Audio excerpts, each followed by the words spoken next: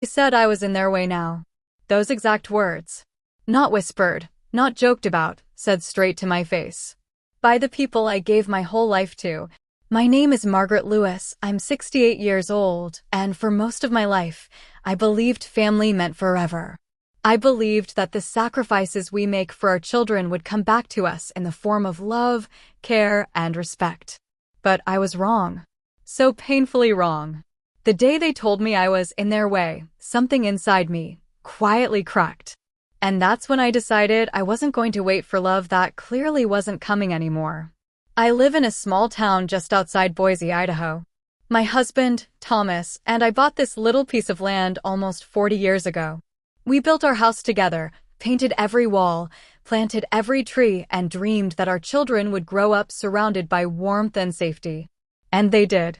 Our 2 children, Michael and Hannah, had a childhood most people would envy. Summer barbecues, Christmas mornings by the fireplace, birthdays on the lawn. This house wasn't just a structure, it was the heart of our family. But after Thomas passed away 3 years ago, everything began to feel colder. The laughter faded. The visits became rare. And the phone calls? Only when they needed something. Still, I tried to understand. Life gets busy. People change. I told myself they still loved me, just in their own way. Then last year, Michael and his wife, Lori, moved back into town. They had some financial troubles, and I, like any mother, offered to help. I told them they could stay in the guest house behind my property until they got back on their feet. At first, it felt good. The sound of family again. The clinking of dishes, the laughter of my grandkids running around. For a moment, I thought maybe things would feel whole again. But slowly, little things started to shift. Michael began making comments like, "Mom, you really shouldn't be climbing those stairs anymore." Or, this place would be perfect for us to expand if we knocked down that old porch. At first, I brushed it off. He was probably just thinking aloud. But then Lori started rearranging things in my kitchen, without asking. She'd move my dishes, throw out old decorations, and even tell me things like, "Oh, Margaret, you don't need so many photo frames. It makes the place feel cluttered." Each word stung a little. Each suggestion felt like a piece of my life being quietly erased. It was a quiet Sunday morning when it happened. I was sitting at the kitchen table, sipping my tea, when I overheard Michael and Lori talking in the next room. Michael sighed. "I don't know how much longer we can keep waiting. We could start renovations now if Mom just agreed to move to a retirement place." Lori replied, "She won't. You know how stubborn she is. Maybe if we just make her realize she's in our way." My hand froze around the cup. I remember the sound of my heart beating in my ears, the tremble in my chest. And then Lori said it, the words I'll never forget. "She's had her time here. It's our turn now." I sat there in silence. No tears. No shouting. Just silence. I realized in that moment that I had spent decades giving my love, my energy, my money, my home, and somewhere along the line, I had disappeared. I was no longer their mother. I was an obstacle, a burden. But that same night, as I lay awake, I made a promise to myself. If they thought I was in their way, then I'd move, but not how they expected. The next morning, I made a call to a real estate agent I'd known for years. Her name was Paula, and she answered with her usual cheerful tone. "Margaret, it's been ages. What can I do for you?" I took a deep breath and said, "Paula, how fast can you sell a property?" There was a pause. Then she asked, "Yours?" And I said softly, "Yes, mine, because if my children wanted me gone, they were about to find out what gone really meant." I didn't sleep that night. Every time I closed my eyes, I heard Lori's words echoing in my mind. She's had her time here. It wasn't just what she said. It was how easily she said it. Like I was an old piece of furniture, taking up space they thought belonged to them. By morning, I'd stopped crying. My tears had dried into a kind of calm determination I hadn't felt in years. I stood in front of the big kitchen window, the one that looked out over the yard where Thomas and I once planted our first apple tree. Its branches were heavy now, bending under the weight of fruit. Thomas always said, "Maggie, A tree never asks for thanks. It just gives. And I realized that's what I'd become. A tree that gave too much, and now no one even noticed when they took from it. So I decided, if they wanted the space, they could have it, just not in the way they thought. That afternoon, I called Paula, the real estate agent, again. She remembered our old conversations about property taxes and maintenance. When I told her I was ready to sell, her tone shifted. "Are you sure, Margaret? That house means a lot to you." "It did," I said softly. "But it's time to let go." Over the next week, Paula came by twice, once to take photos, once to discuss offers. Each time, I made sure Michael and Lori were out. They thought I was just having tea with an old friend. Paula worked fast.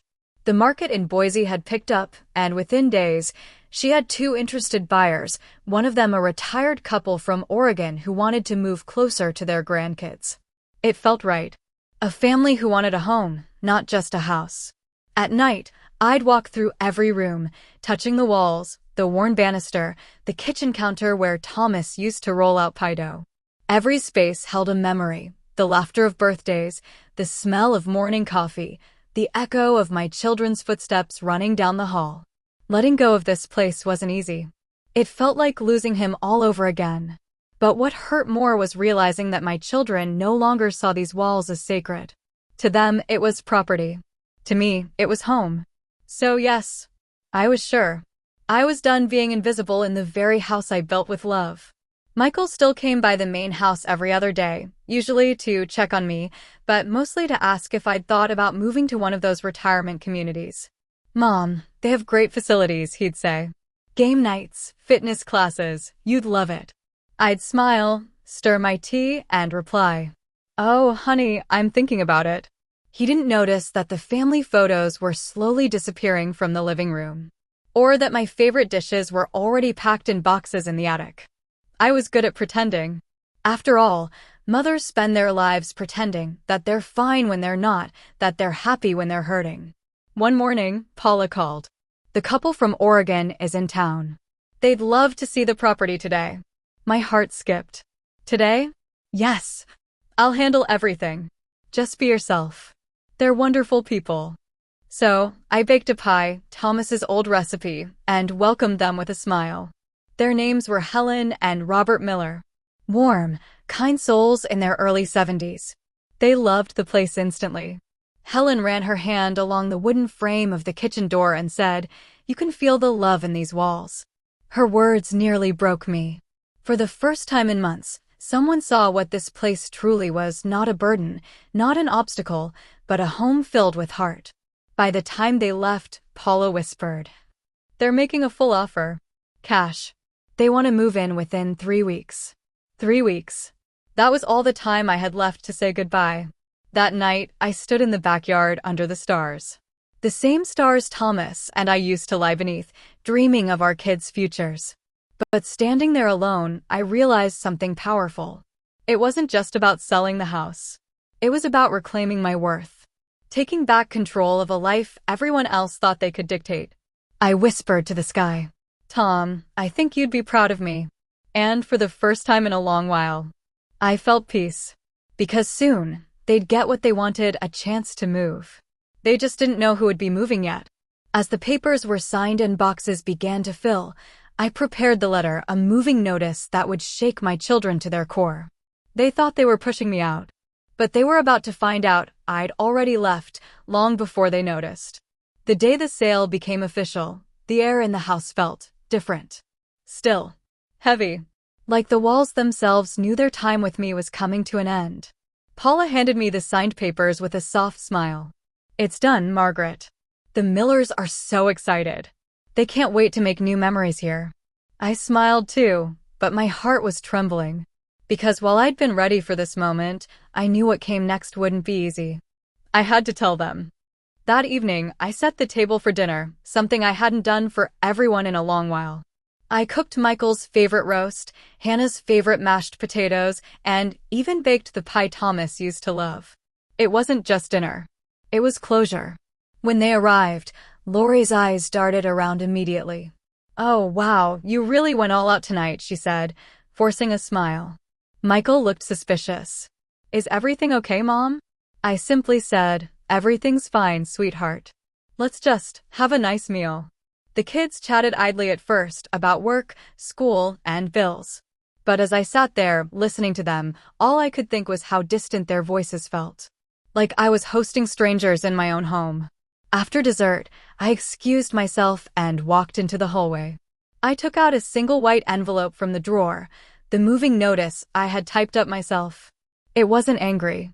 It wasn't emotional. It was simply the truth. I placed it gently in front of Michael and said, "There's something I need you both to read." He frowned, picked it up, and began scanning the first few lines aloud. Notice of sale, effective end of this month, new owners. Then he stopped. His eyes widened. Mom, what is this? I folded my hands calmly on the table. It's what you've been asking for, I said softly. I'm moving out. The property's sold. The room went utterly silent. Even the ticking clock seemed to pause. Lori was the first to speak. You sold the house? Without telling us. I looked at her, steady and calm. Yes. You both made it clear that I was in your way. So I decided to make things easier for you. Michael stood up, his voice rising. Mom, this is ridiculous. You can't just. This house is part of our family. I almost laughed at the irony. Family? I repeated. You told me yourself, Michael, this place would be perfect for you to expand if only I weren't here. He froze. His jaw tightened, his face pale. I heard you, I said quietly. That day in the kitchen. You and Lori talking about me like I was an inconvenience. You thought I wouldn't find out, but I did. Tears welled in Michael's eyes. Mom, I didn't mean it like that. Then how did you mean it? I asked gently. Because from where I stand, it felt like you were waiting for me to fade away. I gave you everything, this house, my savings, my time, and all you saw was what more you could take. Lori crossed her arms, defensive. You're being dramatic.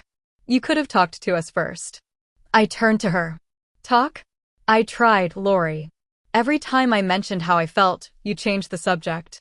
Every time I tried to be heard, you made me feel smaller. My voice broke a little. But you know what? I'm done shrinking. I'm done being the quiet one in my own home. Michael sank back into his chair, speechless. The kids looked at me like they didn't recognize the woman standing before them. Where will you go? Hannah finally whispered. I smiled, wiping a tear from my cheek. I found a small place near the lake, just enough for me and the memories I want to keep. The Millers will move in next month. You'll need to find somewhere else before then. Lori's face twisted. You mean, we have to move? Yes, I said simply. I thought you wanted space. Well, now you have it. The argument fizzled into silence.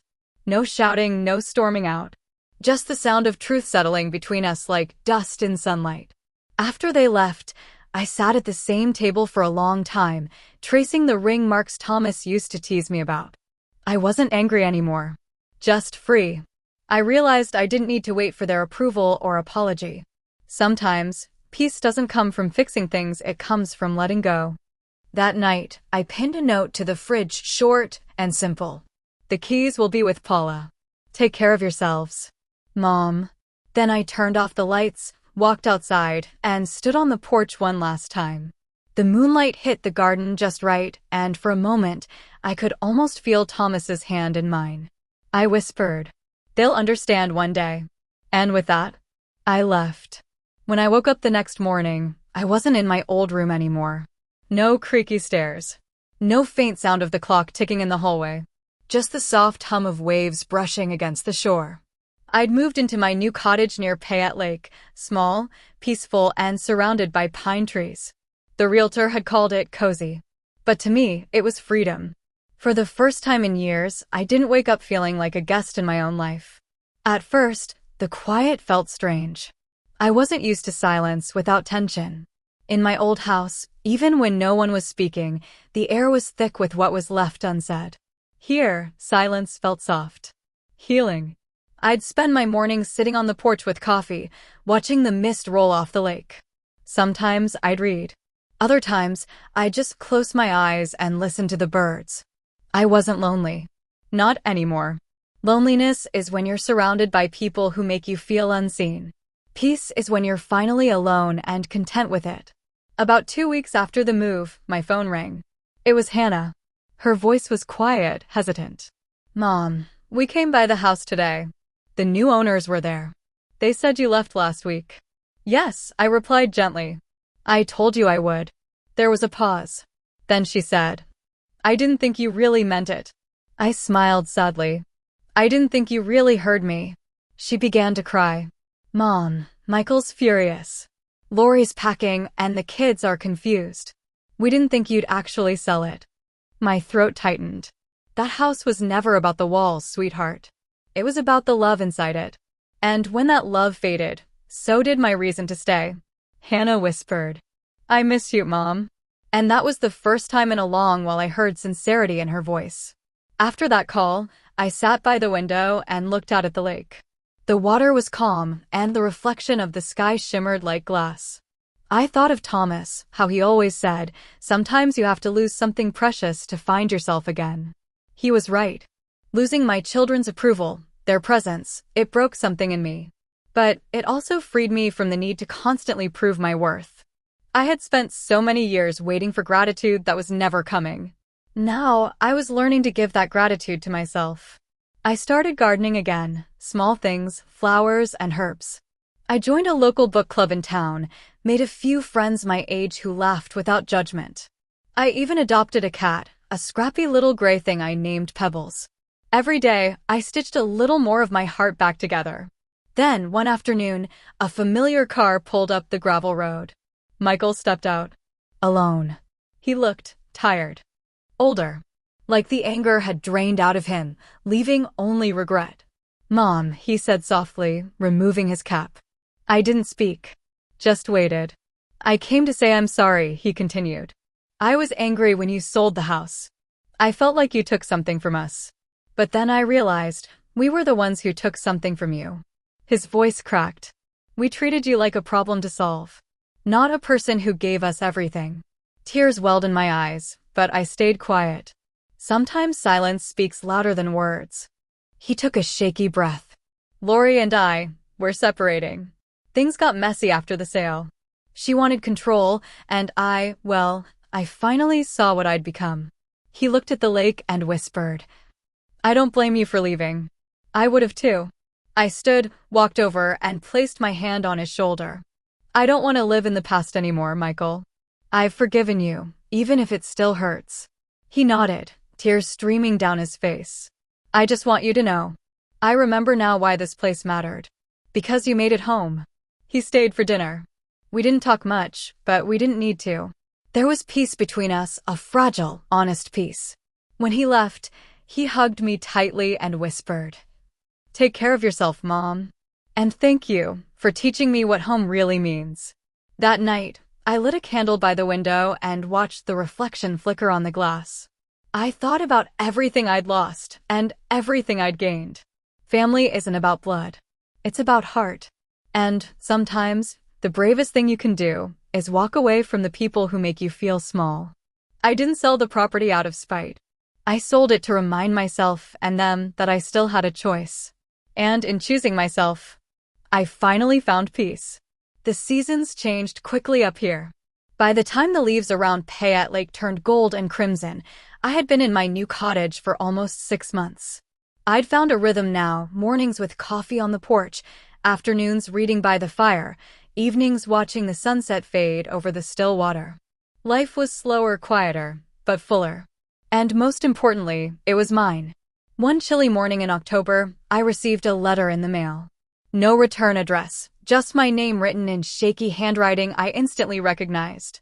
Michael. I sat by the window, opened it carefully, and began to read. Mom, I don't know where to start. The house doesn't feel like home without you.